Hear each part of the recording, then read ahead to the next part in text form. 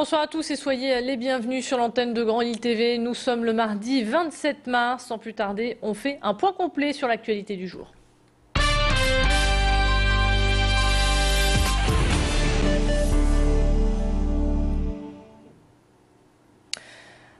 On commence cette édition avec un mot de politique. Les candidats à l'élection présidentielle poursuivent leur tour de France. Après Nicolas Sarkozy et Marine Le Pen, c'est au tour de Jean-Luc Mélenchon d'envahir l'île Grand Palais pour un grand meeting. Ce soir, 12 000 personnes sont attendues.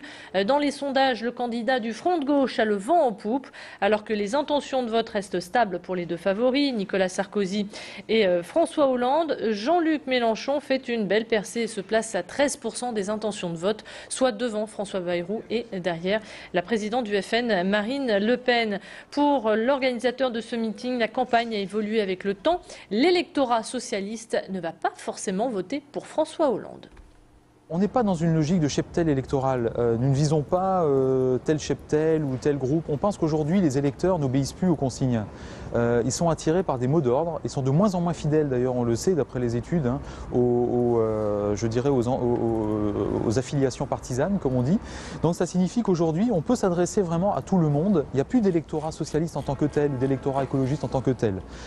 Et donc, on s'adresse à l'ensemble du peuple de gauche aujourd'hui et à tous ceux qui ont intérêt à voter à gauche aussi. On s'adresse à tous les salariés, par exemple. L'actualité, c'est aussi des militants anti-OGM devant la justice belge. 11 militants sont convoqués par le tribunal de Wetteren le 8 mai prochain pour des faits qui remontent à l'année dernière. Environ 500 personnes, dont une centaine de Français, avaient arraché des pommes de terre OGM pour les remplacer par des pommes de terre biologiques. Plus récemment, on a appris que d'autres militants font l'objet d'un mandat d'amener par la procureure du roi, dont Dominique Planck, président du groupe des élus verts de Lille. Il est notamment accusé de vol avec violence ou menace. Pour nous, il revient sur les faits au micro de Clément Carion. En mai dernier, plusieurs centaines de personnes sont allées manifester autour d'un essai de pommes de terre OGM près de Gand, en Belgique. Donc cette action s'est bien passée, hein. Il y avait un peu de force de police, mais il y a bien eu une action qui permet de sensibiliser l'opinion belge sur les OGM.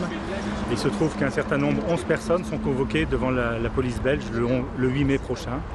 Donc nous avons prévu d'aller les accompagner pour apporter notre soutien à ces militants dont nous étions.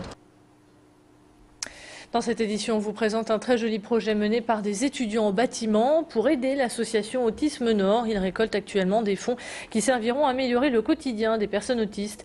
L'idée est de bâtir 6 chalets éducatifs et une fermette sur le terrain du FAM, le foyer d'accueil médicalisé basé à Orchy. Le FAM est une structure d'accueil jour et nuit, mais ces locaux ne sont pas adaptés à l'apprentissage d'un métier, car l'objectif est avant tout d'aider ces personnes autistes à devenir autonomes et à s'intégrer dans la société. Quelques explications nous sont données sur ce projet au micro de Clément Carion. L'idée de ce projet de fermette éducative, c'est d'intégrer les jeunes, de donner du temps d'activité aux jeunes et de leur donner des repères dans la journée. Il faut s'occuper des animaux, etc. Il y a déjà les activités de lingerie, des activités de nettoyage, des bâtiments qui sont leur propre maison en fait. Comme nous on le fait à la maison, eux le font chez eux. Bien sûr dans des apprentissages et dans des toutes petites parties du bâtiment en fait. Mais on est bien avec des adultes, on n'est pas avec des enfants, on ne joue pas avec eux, on ne les occupe pas. L'idée, c'est d'avoir des activités éducatives. Et pour réaliser ce joli projet, ils ont besoin de 37 000 €. Professionnels, particuliers ou investisseurs, toutes les aides sont les bienvenues. Alors que les élections présidentielles se rapprochent à grands pas, certaines entreprises profitent de cette vague médiatique. Exemple, à Saint-André-les-Lilles, l'entreprise Le Mailleux a en charge la confection des t-shirts de l'UMP. Ici, les 110 employés s'affairent à couper et à coudre des tissus 100% coton. Les machines piquent à plein régime et pour cause, les commandes sont passées au tout dernier moment. Actuellement, 10 000 t-shirts sont en cours de fabrication. Ils seront distribués partout où le candidat Nicolas Sarkozy se rendra. Une production totalement française et totalement ch'ti. Une fierté pour le directeur de cette entreprise. Je crois que la richesse, c'est quand même produit en France dans un pays par l'industrie. Donc on est des fabricants français, fiers d'être textiles, d'embaucher des gens en France, de produire des articles de qualité et d'offrir un service à nos clients. Donc c'est un atout et je suis heureux que les politiques le fassent savoir et qu'on ait l'occasion également de fabriquer pour eux dans des délais records parce qu'ils commandent toujours à la dernière minute et nos équipes font des prouesses pour livrer dans les temps. Dans la page cinéma, on vous fait découvrir Le Prénom, un film signé Alexandre de la Patelière et Mathieu Delaporte avec Patrick Bruel et Valérie Benguigui.